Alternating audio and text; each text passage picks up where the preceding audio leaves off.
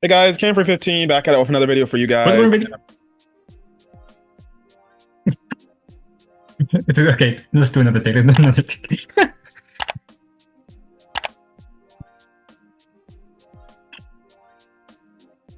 Okay. Oh, come on. Really? Really? Yeah, Just because. Oh. yeah.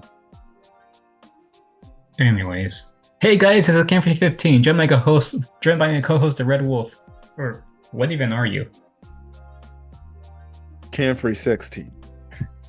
Six? What are you, like his younger brother or something? Or like his I don't know, clone? I don't. If you want to call it like that, then yes.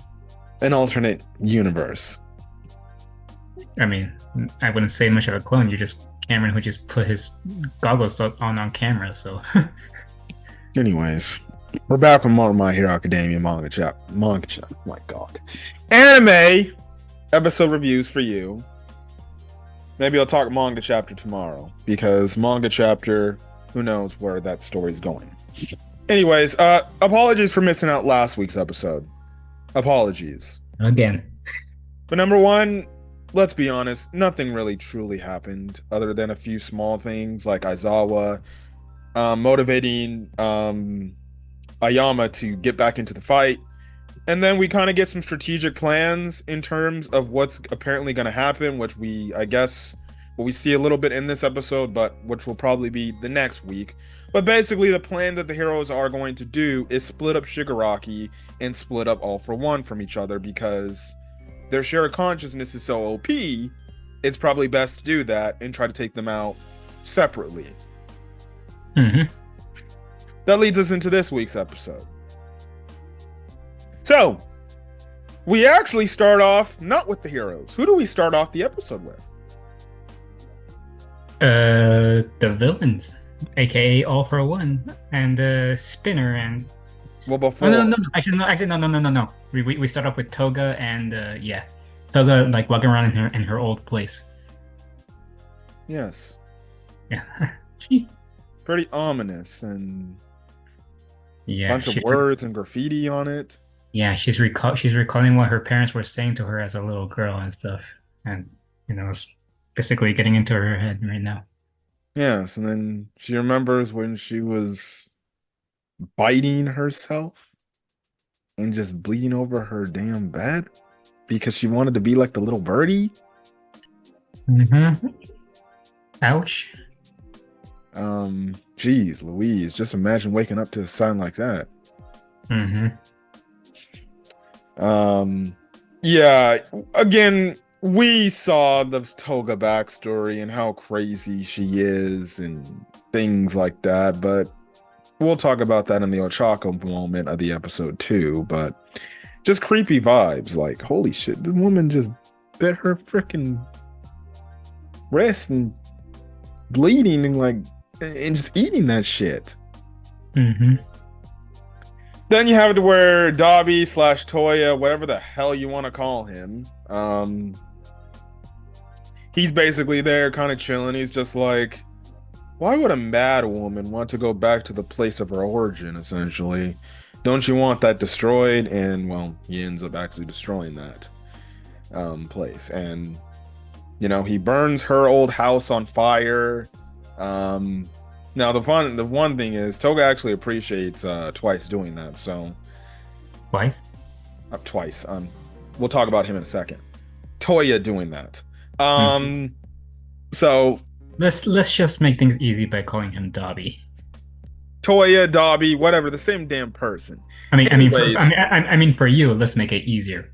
Dobby burns the damn house down. At least I don't get those names mixed up. Toga ends up freaking being appreciative for that. She likes that he did that. So because they're comrades, they've been together.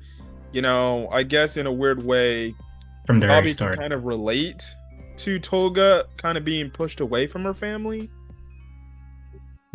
Would you deem that as something that they can potentially relate to? I mean, there was fan art of them. There is fan art of Dobby and Toga. I'm just talking about fan art. I'm just talking about story purposes.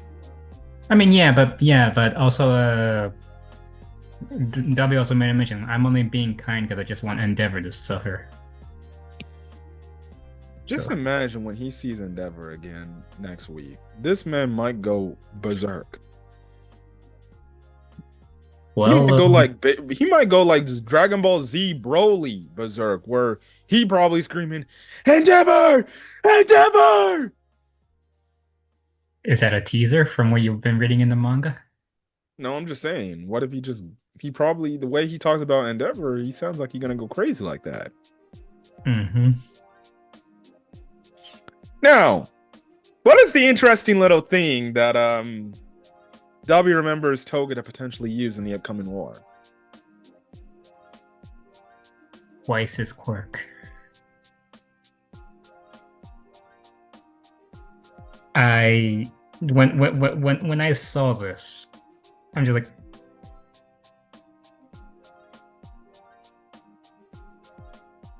that's the word. It's the visual. I'm just like, wow, his legacy lives on even though he died. And it's a bad story if Toga transforms it twice and unleashes Sadman's parade and makes a bunch of clones. Mm-hmm. So, do you think she'll be able to get this ability off? Maybe she can. Maybe. I mean, will it work out? Will it work out for her in the end? That's another question. We will see. Now, we do, after the amazing opening, we do cut to All for One. And we see Spinner. And Mm-hmm. Spinner is worried about Shigaraki because Shigaraki's still groaning in pain. It's been like 3-4 episodes, and the man's still groaning in pain since this fight with Star and Stripe. But All for One's like, Spinner, don't worry about it. It's okay. He'll be fine. Obviously, Spinner's worried about his friend. That's his friend.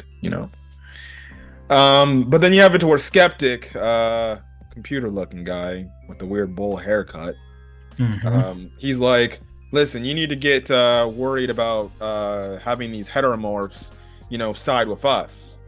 And basically, that's where All for One's like, see, you can view those people, or those people view you as their hero. So you can use that to your advantage. Make them join us, essentially. And basically, he's telling them, go out and go recruit those heteromorphs. So potentially, the heroes potentially could be going up against an army of, well, obviously these characters that have animalistic type features and quirks and things like that. Should we call them demi-humans? Well, they're called heteromorphs in this universe, so Just to make it easier on us. I don't know. I ain't calling them demi-humans. This ain't isekai. Good point. If whenever I say demi-humans, I'm just reminded of Raftalia. Yeah, I don't think Raftalia would join his brigade. Mm-hmm. Even though her kind were discriminated against. Yes. Oh, I forgot to mention about last week. What was kind of the funny moments about last week? The funny moments about last week? Yes. It involves May and a hot Sume. Oh yeah. Well, we should have started off with the last episode then. I know, but whatever. What happens in that episode? Well, just like old times, Mei Hatsume gets her cleavage all over Deku after an explosion. We thought the man held himself composed, but after she got off of him, the man was freaking out. He's like, "Oh my god, titties!"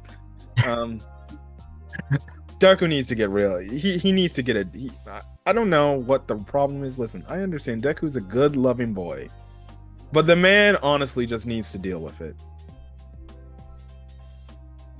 I know He might need to go to Momo. That's all I'm gonna say. That's all I'm going to say. Momo. What? You Why know, do you say that? Why do you say that? just get used to boobs.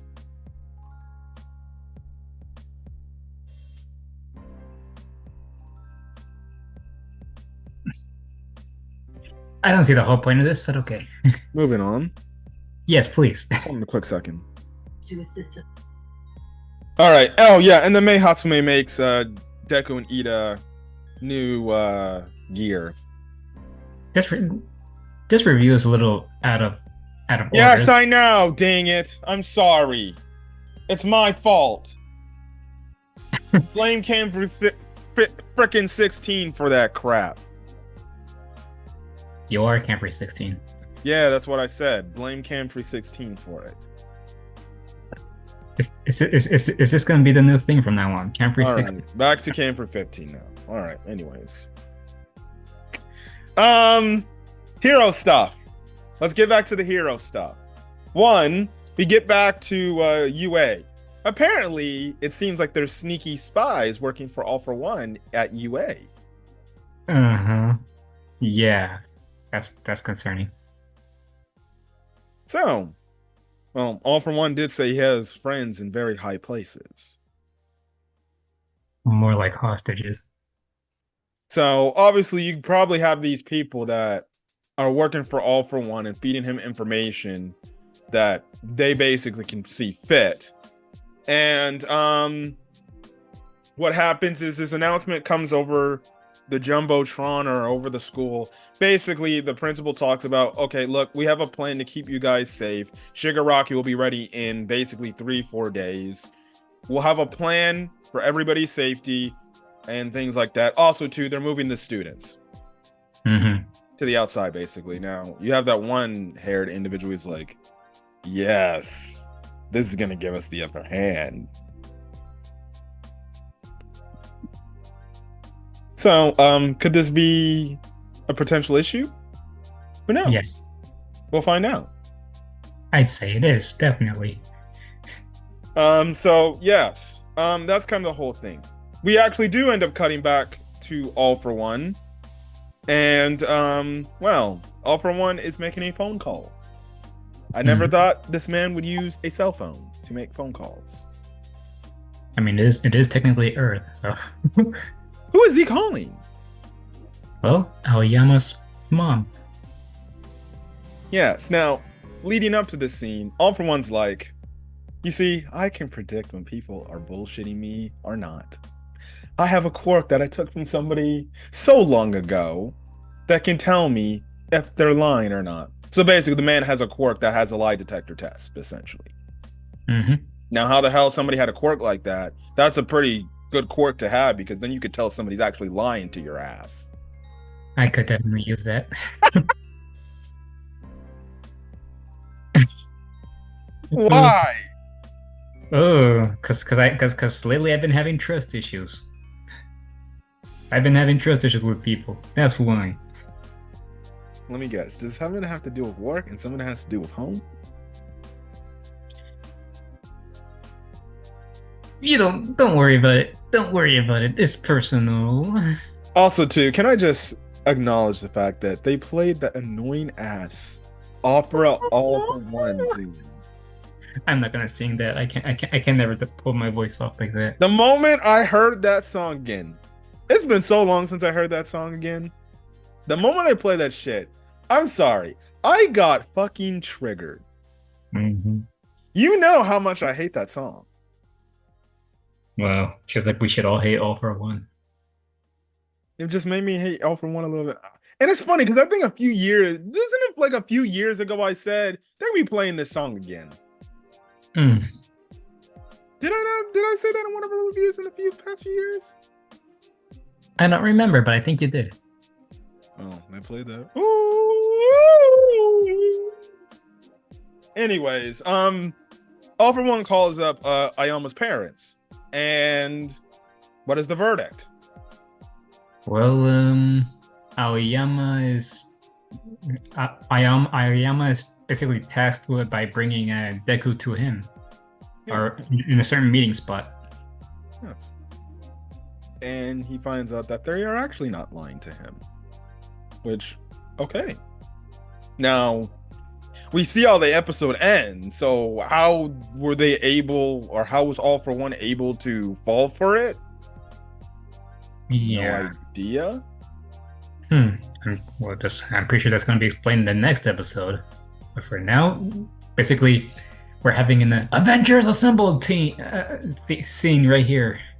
Yes, we'll get to that in a quick second. Before we get to the Avengers Assemble scene, Deku has a talk with his girlfriend.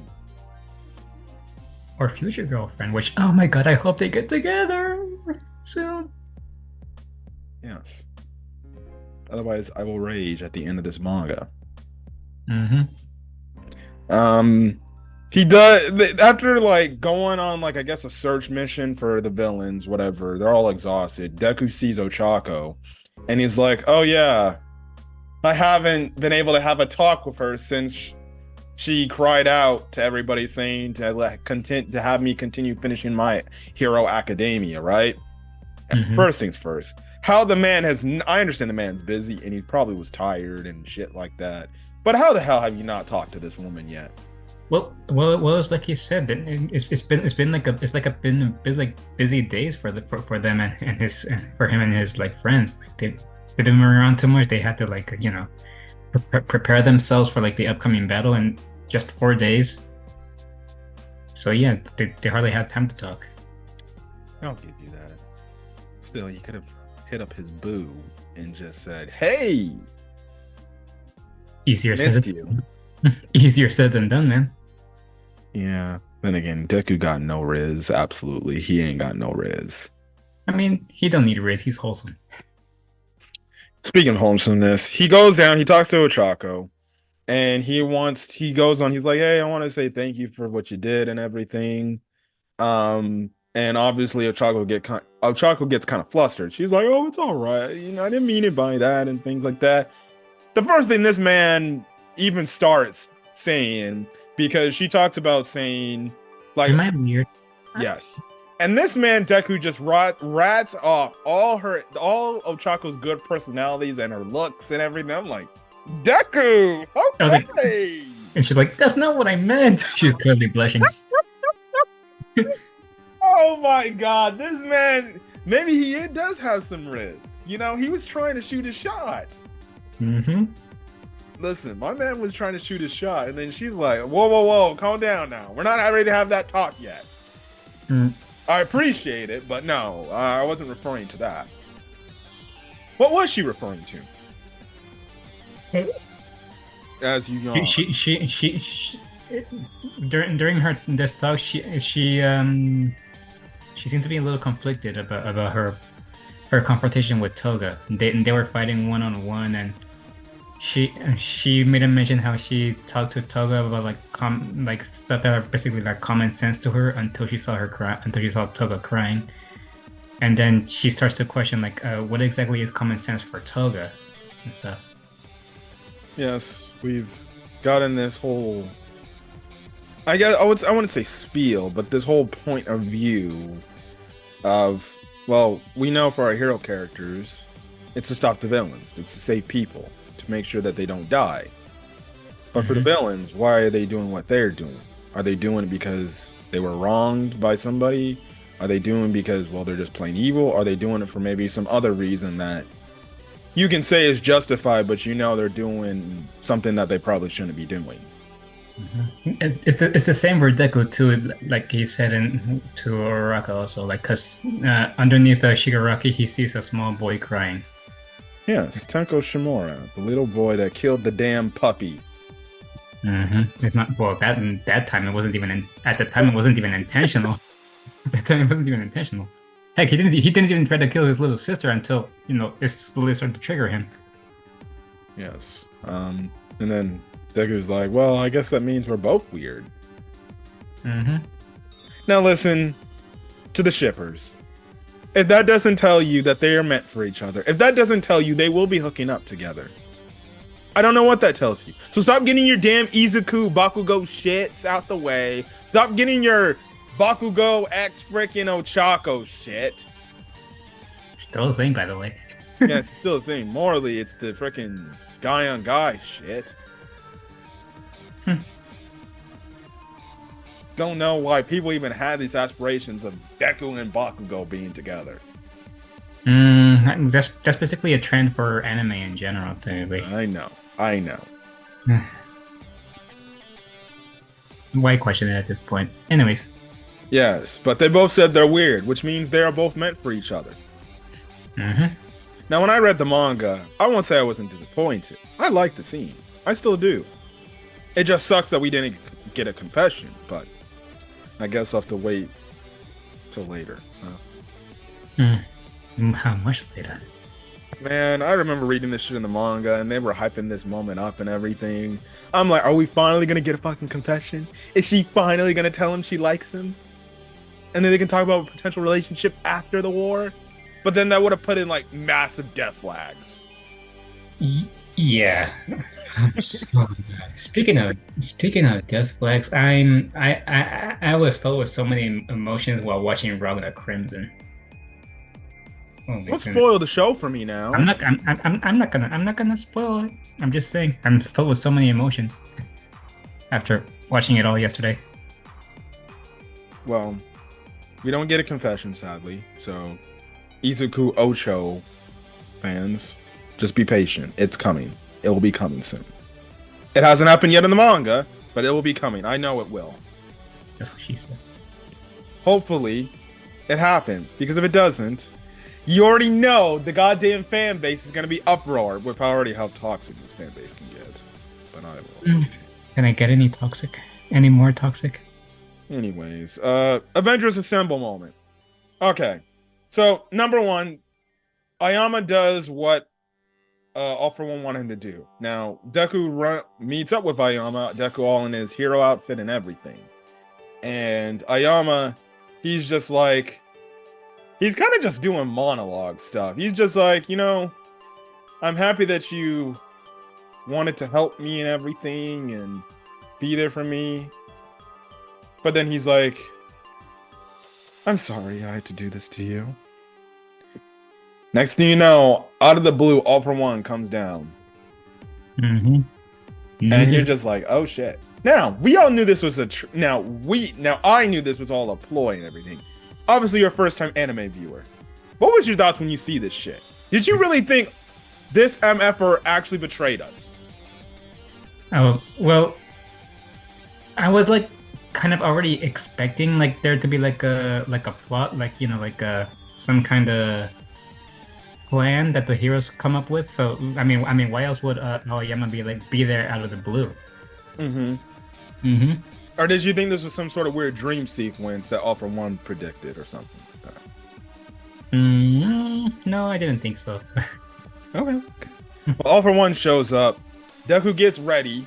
He turns on full cowling. Yeah, full cowling turns out. Now the question is, do we see Deku versus All For One next week? The question is, will Deku chance to get against All For One right now? Well, we'll see. But anyways, he comes down and he's like, oh yes, thank you, young Ayama. Don't worry. And Ayama's like, you'll make sure to protect my mom and papa, right? And the crazy thing is, he's like, yes, I'll make sure I'll protect your mommy and your poppy. I'm just like, I know deep down this man lying behind his damn teeth. He knows the first moment he gets a chance to stab Ayama in the back, he'll stab him in the back. Along with his parents. But then suddenly Aoyama suddenly turns around and then belly naval lasers All For One. So yeah, I knew this was coming. Yes, man is shaking in his boots. He is shaking. You can see his legs chattering and shaking. Man's scared. You don't understand the balls this man had to freaking do to turn on All For One like that. Because All For One was like, you can't tell because he was wearing a stupid goddamn mask, a new one. So you can't tell. Well, he doesn't have any eyeballs anyways, either. So you can't really see. You can only see his damn face. But you get the point, right? You can tell he's probably a little bit pissed off. He like, you damn child. You ungrateful. He was probably gonna say something. He was probably gonna say something else. See, if this was uncensored, MHA, he would have said, "You ungrateful shit." You ungrateful little. Or that you get. But You know, you have it to where Deku's standing side by side with Ayama, and you're like, wait, they ain't fighting them together, because that ain't gonna work. Then you have all these other puddles open up, and All For One's like, listen, you got me. You fooled me. All right. You shocked me, but I came prepared, just in case. So he opens up the black holes of death, and all the League of Villain members just show up. You see Toga, Shigaraki, Spinner, all these people ready to go. But then, so did the heroes. they opened up their own black hole of, I wouldn't say death, but hope. And heroes like a Fat Gum, Endeavor, Nejire, etc. And whose power did they use? That one guy's name, what wasn't it? The purple haze guy? Kurogiri, who aka Shirakumo. Yeah. Aizawa and Present Mike's best friend. Yeah. Sadly turned evil. So that actually shocks All For One. And the episode ends off with heroes and villains ready to clash. And the start to the second war arc. The war for Japan has started. Avengers! Assemble. Okay. Even though Deku really didn't say Avengers Assemble, but alright. That's true. But I guess you could say Horikoshi took an inspiration from Endgame for this scene. Even though it's not as huge. So yeah. But who knows? We only got some fairly important heroes. You think that there's gonna be more showing up through these portals. Yeah. We'll see. How they're gonna split the crew up? Time will tell. If you watch the next episode preview, it seems like we're gonna get some pretty intense fighting next week. Yeah. So and I'm guessing we're gonna explain how like they got Aoyama to like to trick All For One without actually lying to him. Oh, that's basically all I gotta say. Anything else you want to add on to this week's episode of MHA? No, that's it. Yeah. Well, we're in the nitty gritty. We're finally in the fighting portion now. Anyways, if you guys like the video, leave a like. In the comment section your thoughts on this week's episode of My Hero Academia, as we are running out of time on the Zoom. Luckily, we hit the 10 minutes. It's enough time for at least an outro. If you guys like the video, leave a like. Hit the subscribe button to not only my channel, but my co-host channel, The Red Wolf. I'll leave a link in the description below. And, yeah. My goal is 100 subs by the end of this year, by the way, guys. I hope you guys go over there and give some support, give some love to like some of the content that I've posted as of late. Like my man's favorite Stellar Blade, aka Eve Blade. Eve, Yeah, Eve Blade. Okay. I like it. That was not my intention, but yeah. Anyways, gonna get out of here. Hopefully you guys enjoy the video. And yeah, till then guys, stay safe out there. Have a great rest of your day, night, or when you share this video. Till then guys, peace. Peace.